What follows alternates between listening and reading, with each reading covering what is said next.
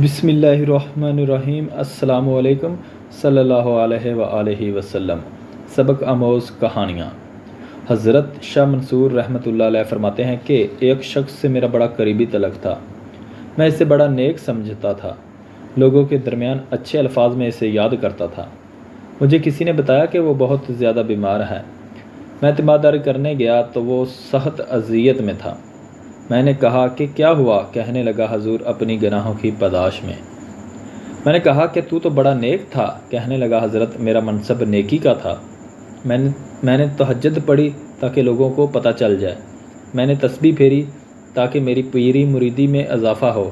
میں نے سنت شریعت کا لبادہ اوڑھا تاکہ عقیدت مند بڑھ جائیں۔ وہ کام جو اللہ رسول صلی اللہ علیہ وآلہ وسلم کے لیے کرنے تھے، وہ کام میں دکھاوے کے لیے کرنے لگا۔ پھر ایک دن میں بیمار ہوا، اتنا بیمار ہوا کہ اٹھا نہیں جاتا تھا۔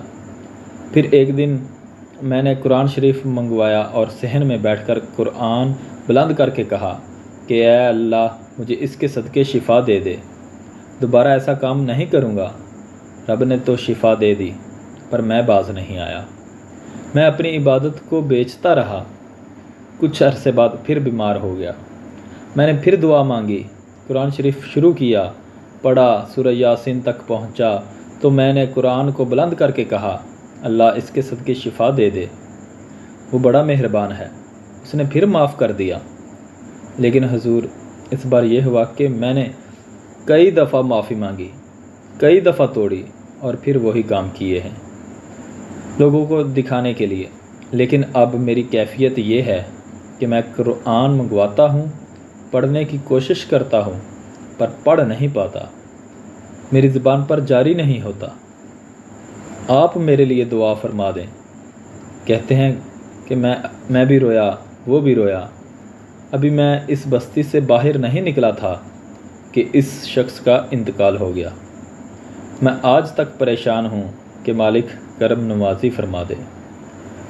نبی کریم صلی اللہ علیہ وآلہ وسلم نے فرمایا کہ مخلص ہو کے عمل کرنا، اگر تھوڑا بھی ہوا تو تمہیں کفایت کر جائے گا۔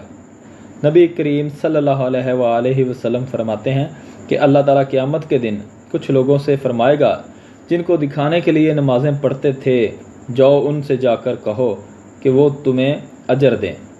جن کو دکھانے کے لیے اعمال کیے جا کے اس سے اجر مانگو، میں تو تمہیں اس چیز کا اجر دوں گا جو خالص میرے لیے کیا ہو۔